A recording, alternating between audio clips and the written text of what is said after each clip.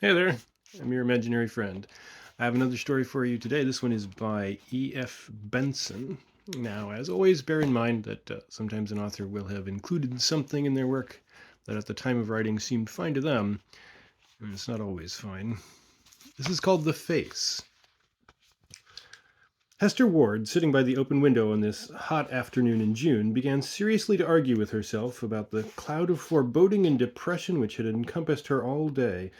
And very sensibly she enumerated to herself the manifold causes for happiness in the fortunate circumstances of her life.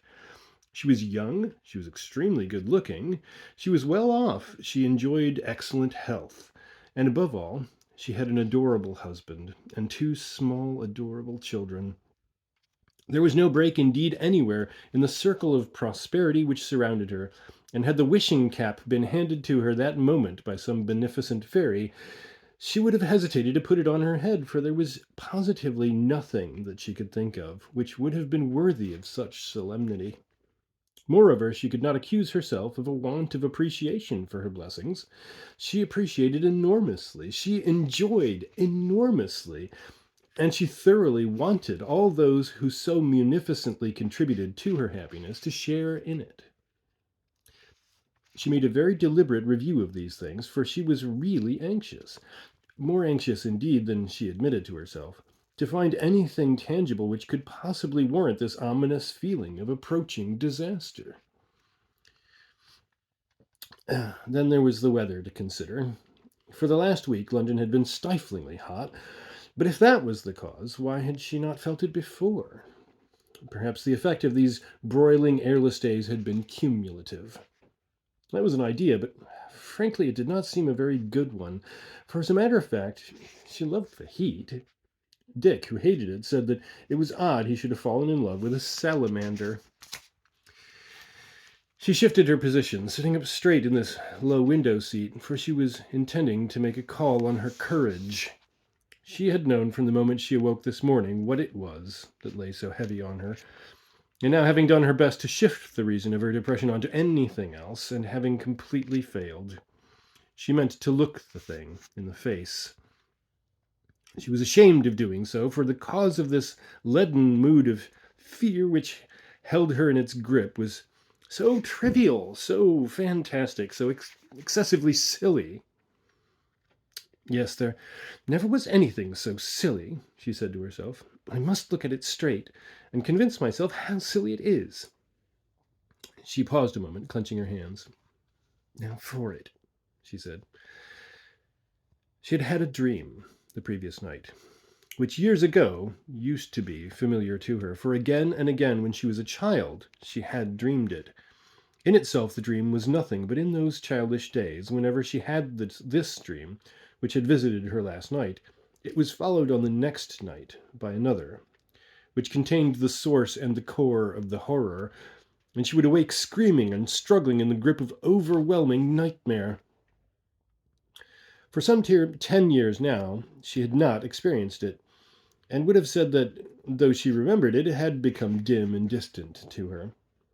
But last night she had had that warning dream, which used to herald the visitation of the nightmare. And now that whole storehouse of memory, crammed as it was with bright things and beautiful, contained nothing so vivid. The warning dream, the curtain that was drawn up on the succeeding night and disclosed the vision she dreaded, was simple and harmless enough in itself. She seemed to be walking on a high sandy cliff covered with short down grass. 20 yards to the left came the edge of this cliff, which sloped steeply down to the sea that lay at its foot. The path she followed led through fields bounded by low hedges and mounted gradually upwards. She went through some half-dozen of these, climbing over the wooden stiles that gave communication. Sheep grazed there, but she never saw another human being, and always it was dusk, as if evening was falling, and she had to hurry on, because someone, she knew not whom, was waiting for her, and had been waiting not a few minutes only, but for many years.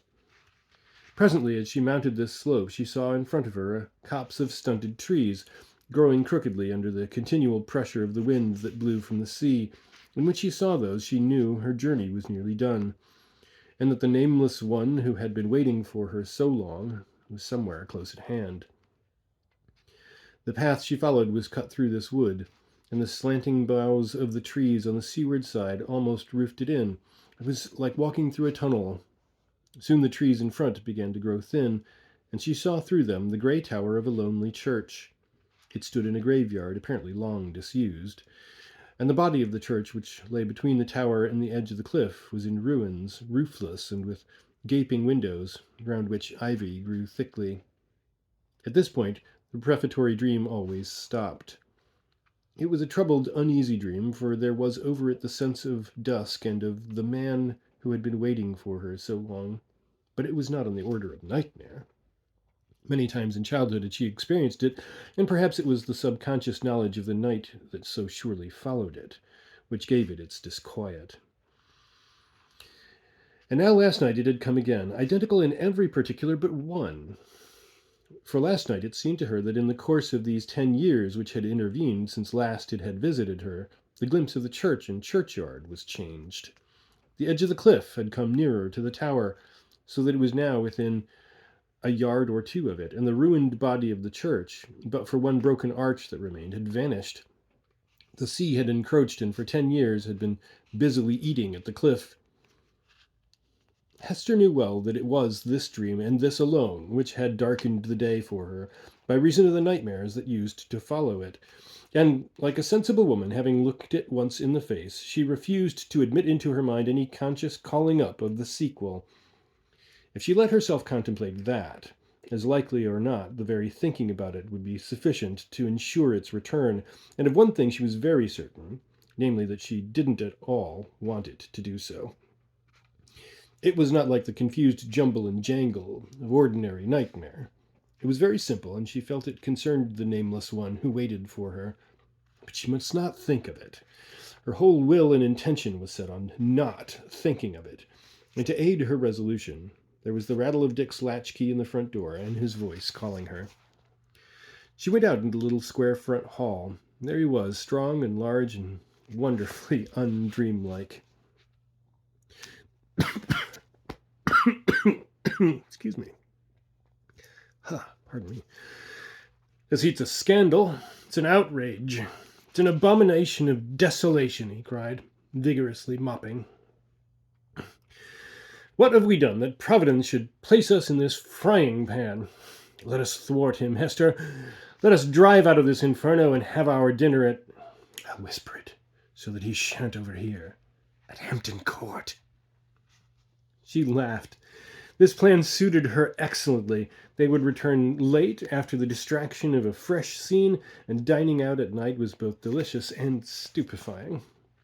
The very thing, she said, and I'm sure Providence didn't hear. Let's start now. Rather. Any letters for me? He walked to the table where there were a few rather uninteresting-looking envelopes with halfpenny stamps. Receipted bill, he said, just a reminder of one's folly in paying it. Circular, unasked advice to invest in German marks. Circular begging letter beginning Dear Sir or Madam. Such impertinence to ask one to subscribe to something without ascertaining one's sex. Private view, portraits of the Walton Gallery. Can't go, business meetings all day. You might like to have a look in, Hester. Someone told me there were some fine Van Dykes. That's all. Let's be off. Hester spent a thoroughly reassuring evening, and though she thought of telling Dick about the dream that had so deeply imprinted itself on her consciousness all day, in order to hear the great laugh he would have given her for being such a goose, she refrained from doing so, since nothing that he could say would be so tonic to these fantastic fears as his general robustness. Besides, she would have to account for its disturbing effect, tell him that it was once familiar to her, and recount the sequel of the nightmares that followed. She would neither think of them nor mention them. It was wiser by far just to soak herself in his extraordinary sanity and wrap herself in his affection. They dined out of doors at a riverside restaurant and strolled about afterwards. And it was very nearly midnight when, soothed with coolness and fresh air and the vigor of his strong companionship, she let herself into the house, while he took the car back to the garage. and now she marveled at the mood which had beset her all day. So distant and unreal had it become. She felt as if she had dreamed of shipwreck, and had awoke to find herself in some secure and sheltered garden, where no tempest raged, nor waves beat. But was there, ever so remotely, ever so dimly, the noise of far-off breakers somewhere? He slept in the dressing room, which communicated with her bedroom, the door of which was left open for the sake of air and coolness, and she fell asleep almost as soon as her light was out, and while his was still burning, and immediately she began to dream. She was standing on the seashore. The tide was out. For level sands strewn with stranded jetsam glimmered in a dusk that was deepening into night. Though she had never seen the place, it was awfully familiar to her. At the head of the beach there was a steep cliff of sand, and perched on the edge of it was the grey church tower. The sea must have encroached and undermined the body of the church, for tumbled blocks of masonry lay close to her at the bottom of the cliff, and there were gravestones there, while others still in place were silhouetted whitely against the sky. To the right of the church tower there was a wood of stunted trees, combed sideways by the prevalent sea wind, and she knew that along the top of the cliff a few yards inland there lay a path through fields, with wooden stiles to climb, which led through a tunnel of trees and so out into the churchyard. All this she saw in a glance, and waited, looking at the sand cliff crowned by the church tower, for the terror that was going to reveal itself. Already she knew what it was, and as so many times before she tried to run away, but the catalepsy of nightmare was already on her. Frantically she strove to move, but her utmost endeavor could not raise a foot from the sand. Frantically she tried to look away from the sand cliffs close in front of her, where in a moment now the horror would be manifested. It came. There formed a pale oval light, the size of a man's face, dimly luminous in front of her, and a few inches above the level of her eyes. It outlined itself. Short reddish hair grew low on the forehead. Below were two grey eyes set very close together, which steadily and fixedly regarded her. On each side the ears stood noticeably away from the head, and the lines of the jaw met in a short, pointed chin. The nose was straight and rather long. Below it came a hairless lip, and last of all the mouth took shape and colour, and there lay the crowning terror. One side of it, soft, curved, and beautiful, trembled into a smile. The other side, thick and gathered together as by some physical deformity, sneered and lusted.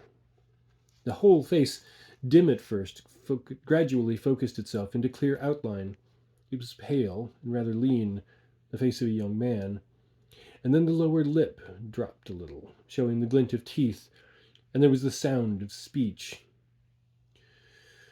"I shall soon come for you now," it said, and on the words it drew a little nearer to her, and the smile broadened. At that the full hot blast of nightmare poured in upon her. Again she tried to run, again she tried to scream, and now she could feel the breath of that terrible mouth upon her. And with a crash and a rending like the tearing asunder of soul and body, she broke the spell, and heard her own voice yelling, and felt with her fingers for the switch of her light. And then she saw that the room was not dark, for Dick's door was open, and the next moment, not yet undressed, he was with her. "My darling, what is it?" he said. "What's the matter?" She clung desperately to him, still distraught with terror. He's been here again," she cried. "He says he will come soon for me. Keep him away, Dick." For one moment her fear infected him, and he found himself glancing round the room. "What do you mean?" he said. "No one's been here." She raised her head from his shoulder. "No, it was just a dream," she said. "But it was the old dream, and I was terrified. Why, you've not undressed yet. What time is it?" "You haven't been in bed 10 minutes, dear," he said. "You'd hardly put out your light when I heard you screaming." She shuddered. "That's awful," she said. "And he will come again." He sat down by her. "Now, tell me all about it," he said. She shook her head. "No, it will never do to talk about it," she said. "It will only make it more real. I suppose the children are all right, are they?" "Of course they are. I looked in on my way upstairs." "That's good. But I'm better now, Dick. A dream hasn't anything real about it, has it? It doesn't mean anything. He was quite reassuring on this point, and soon she quieted down. Before he went to bed, he looked in again on her, and she was asleep. Hester had a stern interview with herself when Dick had gone down to his office next morning. She told herself that what she was afraid of was nothing more than her own fear. How many times had that ill-omened face come to her in dreams, and what significance had it ever proved to possess? Absolutely none at all, except to make her afraid. She was afraid where no fear was. She was guarded, sheltered, prosperous. And what if a nightmare of childhood returned? It had no more meaning now than it had then, and all those visitations of her childhood had passed away without trace. And then, despite herself, she began thinking over that vision again.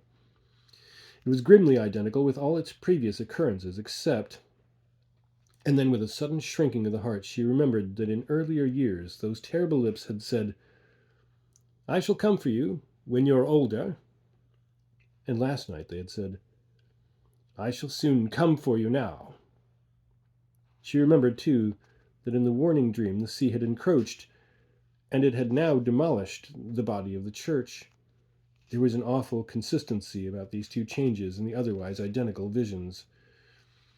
The years had brought their change to them, for in the one the encroaching sea had brought down the body of the church, in the other the time was now near.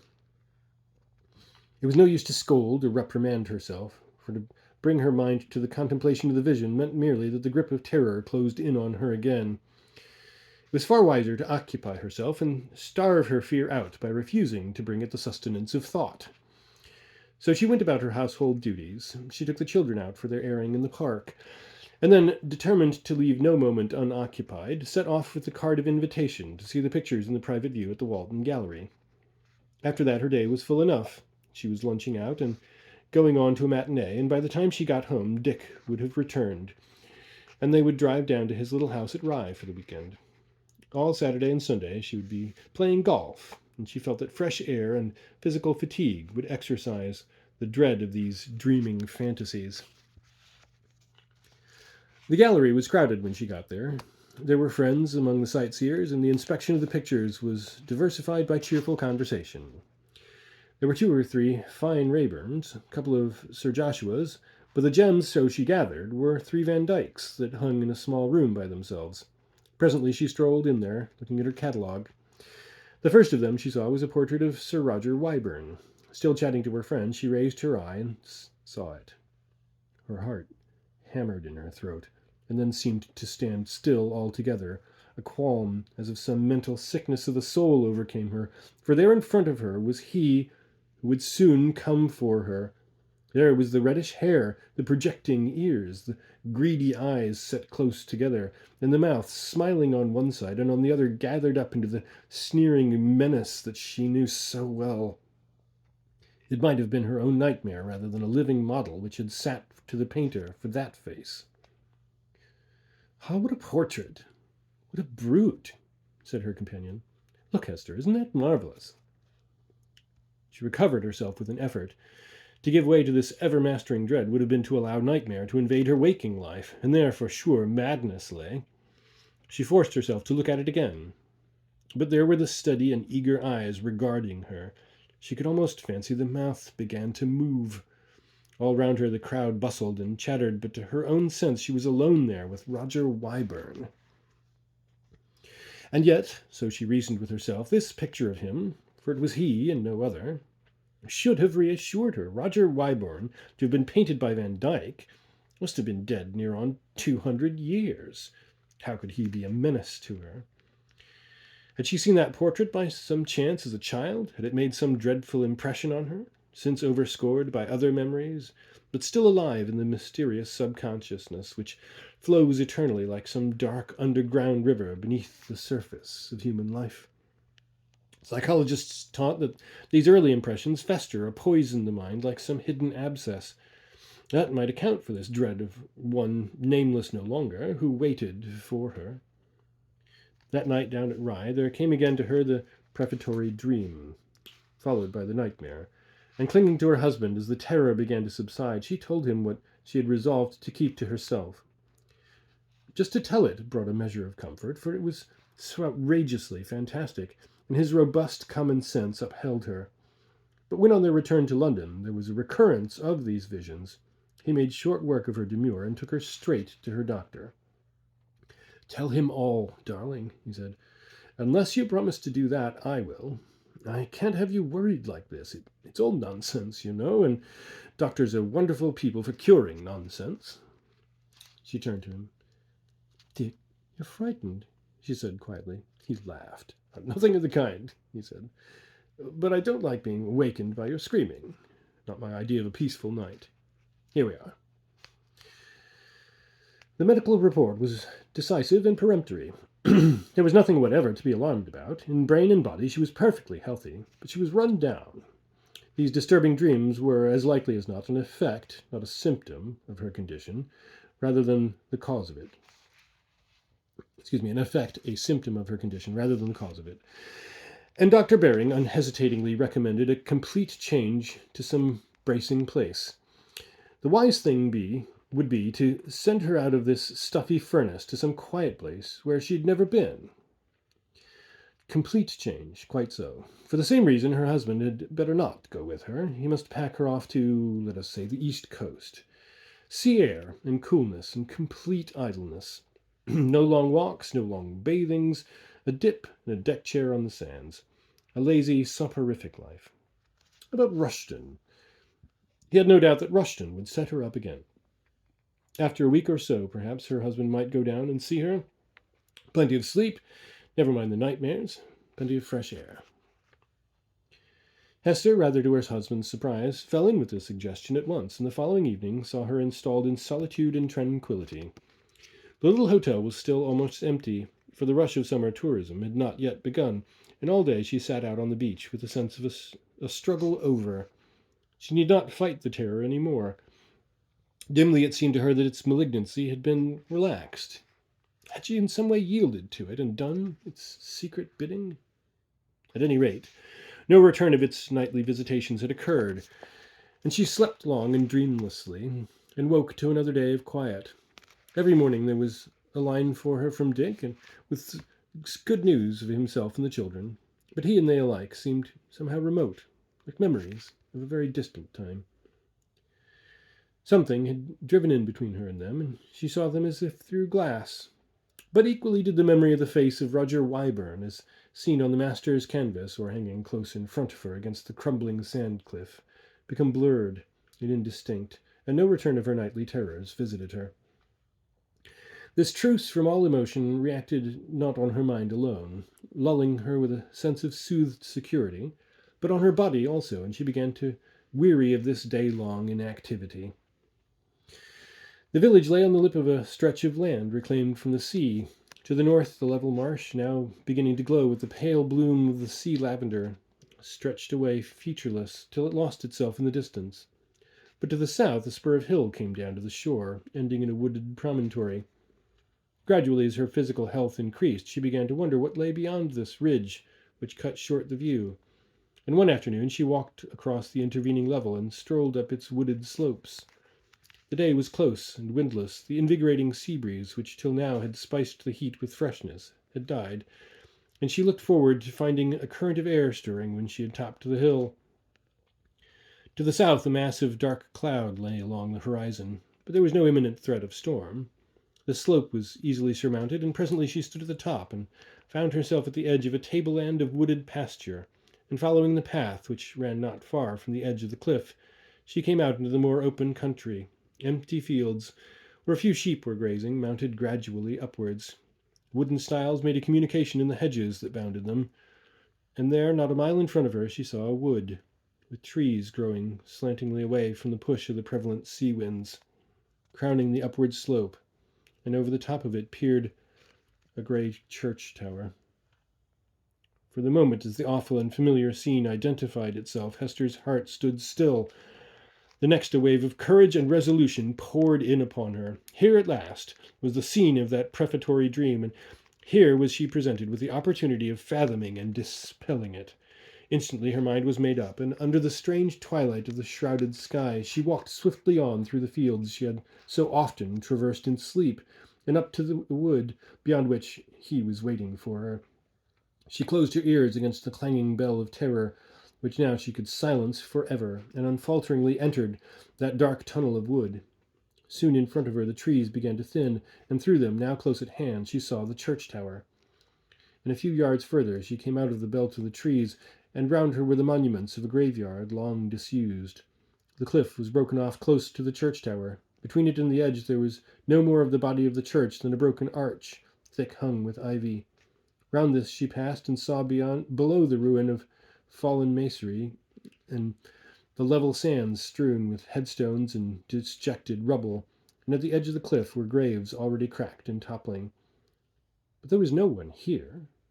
None waited for her, and the churchyard, where she had so often pictured him, was as empty as the fields she had just traversed.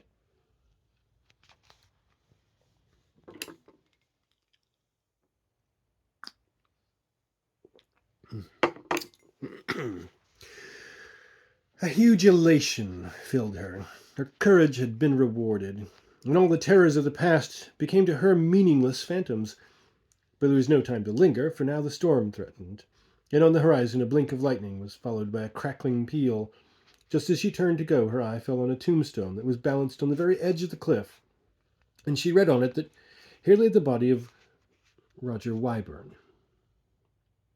Fear, the catalepsy of nightmare, rooted her for the moment to the spot. She stared in stricken amazement at the moss-grown letters. Almost she expected to see that fell terror of a face rise and hover over his resting place. Then the fear which had frozen her lent her wings, and with hurrying feet she sped through the arched pathway into the wood and out into the fields. Not one backward glance did she give till she had come to the edge of the ridge above the village, and turning saw the pastures she had traversed empty of any living presence. None had followed, but the sheep, apprehensive of the coming storm, had ceased to feed and were huddling under the shelter of the stunted hedges.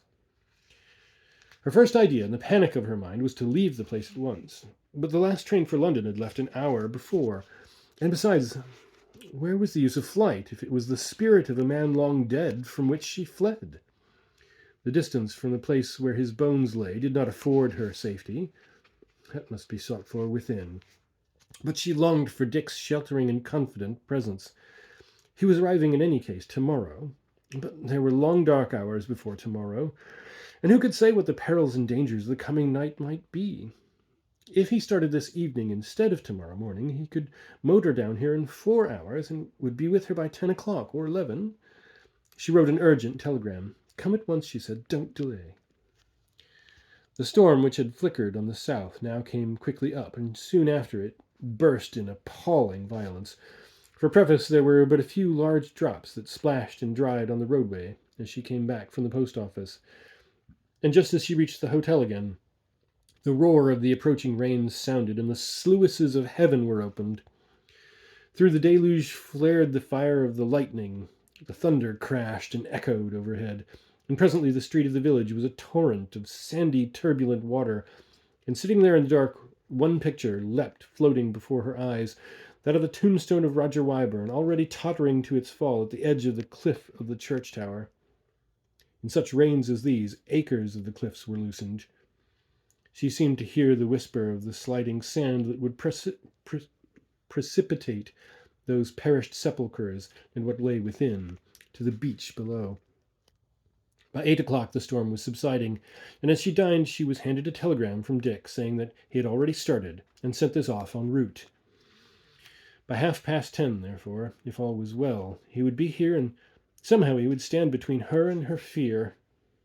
Strange how a few days ago both it and the thought of him had become distant and dim to her. Now the one was as vivid as the other, and she counted the minutes to his arrival.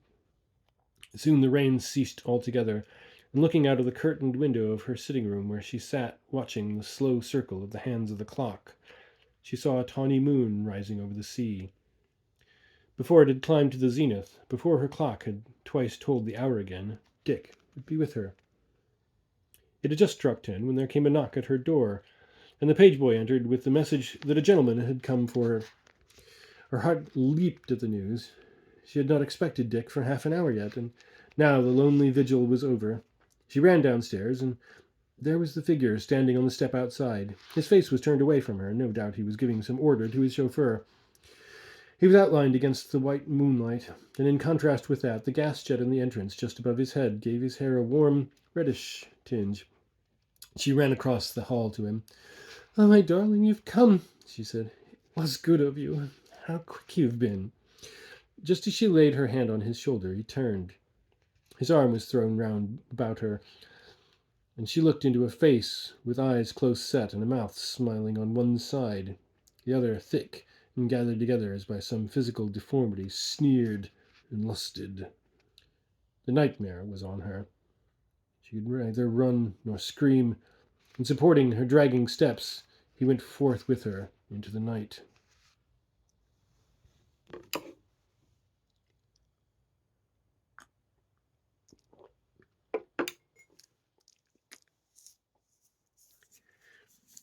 Half an hour later, Dick arrived. To his amazement, he heard that a man had called for his wife not long before, and that she had gone out with him. He seemed to be a stranger here, for the boy who had taken his message to her had never seen him before, and presently surprise began to deepen into alarm. Inquiries were made outside the hotel, and it appeared that a witness or two had seen the lady, whom they knew to be staying there, walking, hatless, along the top of the beach, with a man whose arm was linked in hers. Neither of them knew him, but one had seen his face and could describe it. The direction of the search thus became narrowed down, and though with a lantern to supplement the moonlight, they came upon footprints which might have been hers. There were no marks of any who walked beside her. But they followed these until they came to an end, a mile away, in a great landslide of sand which had fallen from the old churchyard on the cliff, and had brought down with it half the tower and a gravestone, with the body that had lain below. The gravestone was that of Roger Wyburn, and his body lay by it, untouched by corruption or decay, though 200 years had elapsed since it was interred there. For a week afterwards, the work of searching the landslide went on, assisted by the high tides that gradually washed it away. But no further discovery was made.